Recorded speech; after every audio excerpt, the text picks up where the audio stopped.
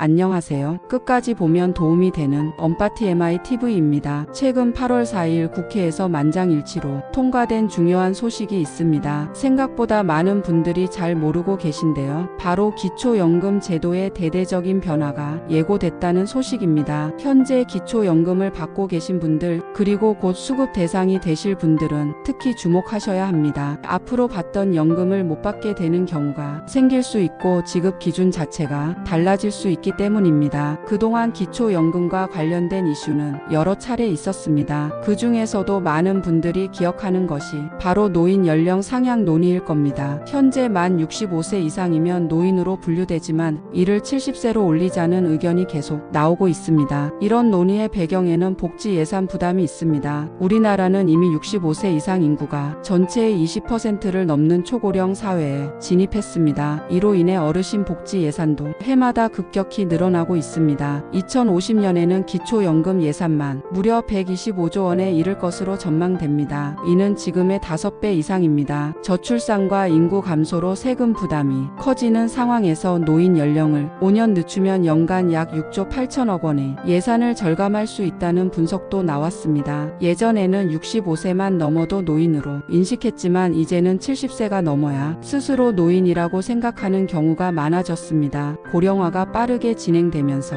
복지 예산 부담이 커지고 있기 때문에 정부와 국회 전문가들 사이에서는 노인 기준 연령을 단계적으로 70세로 올리자는 논의가 본격화되고 있습니다. 이렇게 되면 기초연금 수급 시점도 변경될 수 있습니다. 현재는 만 65세부터 소득 하위 70% 어르신에게 매월 30만 원에서 40만 원이 지급되고 있지만 2030년부터 2년마다 한 살씩 상향해 2040년에는 만 70세부터 지급하는 방안이 검토되고 있습니다. 하지만 여기에 대한 우려도 큽니다. 이미 우리나라 노인 10명 중 4명은 중위소득 50% 이하의 빈곤층입니다. 수급 연령이 1년만 늦어져도 66세 가구의 경제적 불안정성이 17%나 높아질 수 있고 70세로 늦춰질 경우 저소득층 노인의 타격이 매우 커질 수 있다는 분석도 있습니다. 아직 확정된 것은 아니지만 관련 논의는 계속 진행 중이며 앞으로 정책 변화가 있을 경우 추가로 안내해 드리겠습니다. 이번 변화와 함께 8월부터 새로운 지원 정책도 시작됩니다. 이번 2차 추경을 통해 365억 원의 예산이 편성되어 기초연금 수급 어르신들의 건강 증진과 민생 경제 활성화를 위한 지원 사업이 추진됩니다. 지원 대상은 기초연금을 받고 계신 분들이며 신청해야만 받을 수 있습니다. 8월 13일 수요일까지 신청하시면 8월 말에 대상자가 확정되고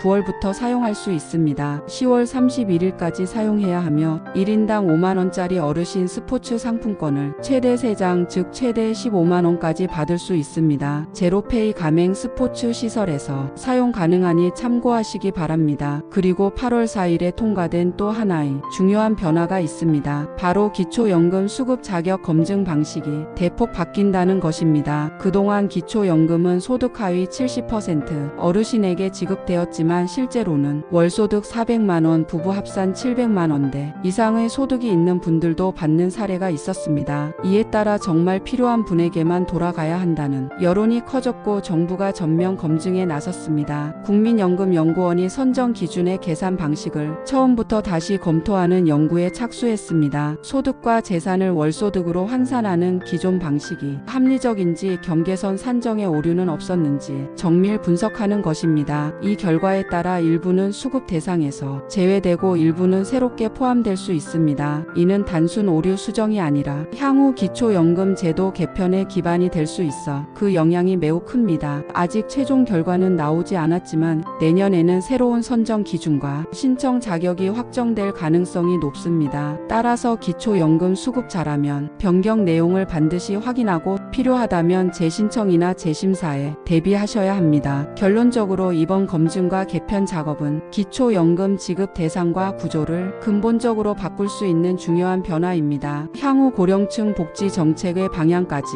좌우할 수 있는 만큼 계속해서 주의 깊게 살펴보시길 바랍니다. 오늘도 끝까지 시청해 주셔서 감사합니다. 구독과 좋아요, 알림 설정까지 꼭 부탁드립니다.